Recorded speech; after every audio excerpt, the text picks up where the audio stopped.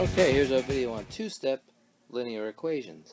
And linear just means straight. So when we make these equations on a graph, we'll produce a straight line, either that way or can produce it going down or and so forth. But we'll make lines on graphs in another video.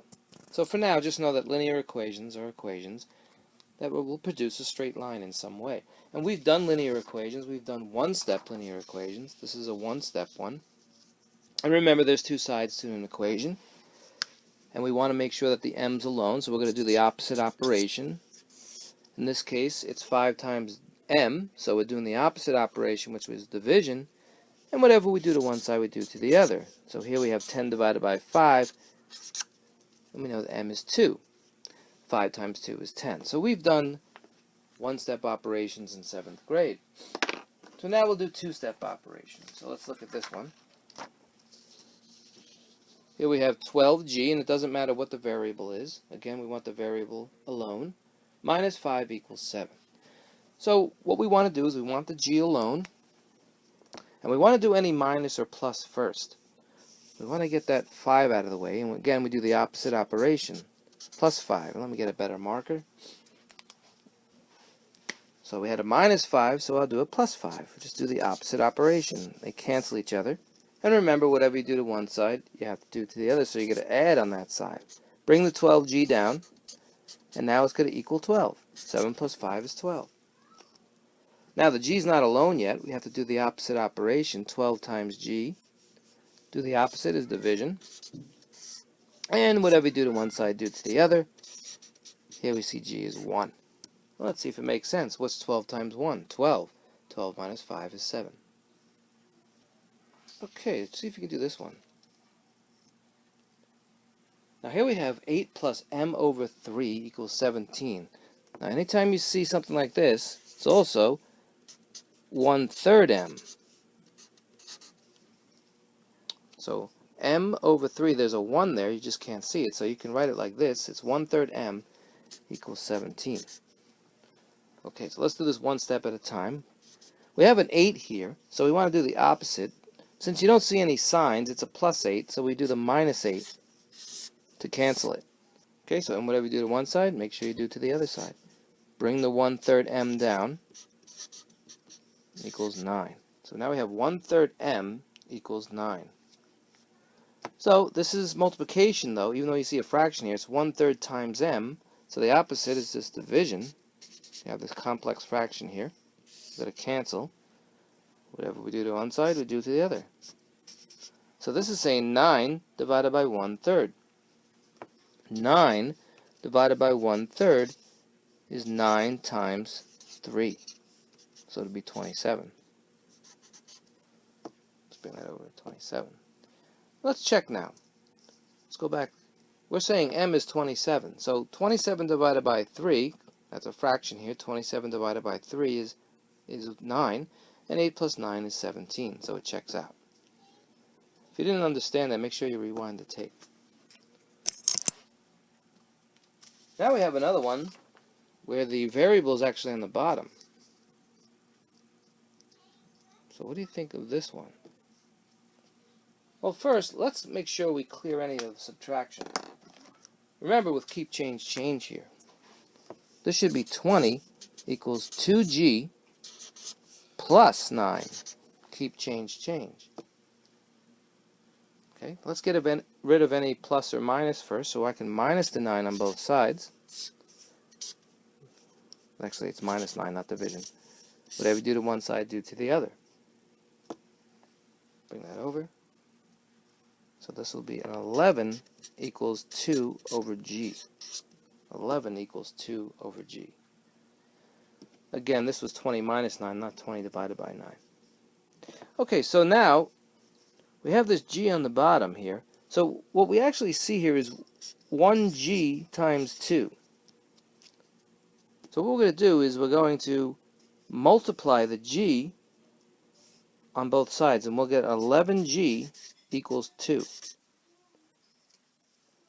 Bring that up. G is not alone yet, so we're going to divide 11 on both sides, and that's what g equals. G equals 2 over 11. So So let's see if what we have here, if we check it. Let's go back to the original question here. You're saying now that 2 divided by 2 over 11.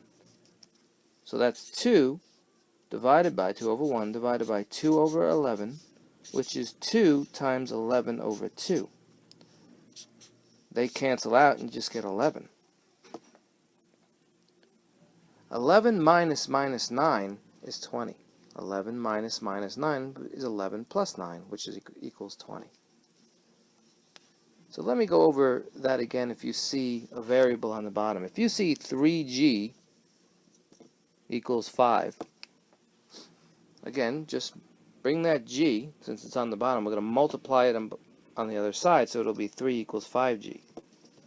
Divide the 5 on both sides, bring that up, and 3/5 equals g. Okay, let's do another one. What if I have 5m equals 20? How would you do that one? So you can multiply up here, or you can divide down, whatever's easier. So if you multiply up, remember that a key here, multiplying up or dividing down with fractions. So m times 20, so we have 5 now by itself, equals 20m. And divide the 20 on both sides, and you have 5/20 equals m. Or you can reduce that, you can say 1/4 equals m, because 5 goes into 5 once and 20 4 times. Okay, now if you saw 10 over m equals 2, you can divide down or you can multiply up, whatever is easier for you. 10 divided by 2 is 5, so you have m equals 5. Divide down, d for down. Or you can multiply up. So we know m is 5. Just by looking at it, you can see m is 5. But if we multiplied up, we would have 10 equals 2m. Divide the 2 on both sides, and here you can see 5 equals m. Okay, let's do a word problem. What if I have this? A taxi costs $3 a mile, plus an initial fee of $5, and the total cost was 20. So let's translate this into a math equation, a linear equation. The taxi costs $3, so and we know it equals 20, so we can just say 20 equals, doesn't matter where you put the equation. 20 equals what? The ride is $3 per mile, so we can say $3 per mile.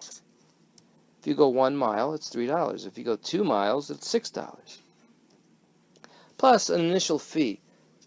So this is, when you get in the taxi, you're going to be charged $5 no matter where you go. So we can write it like this.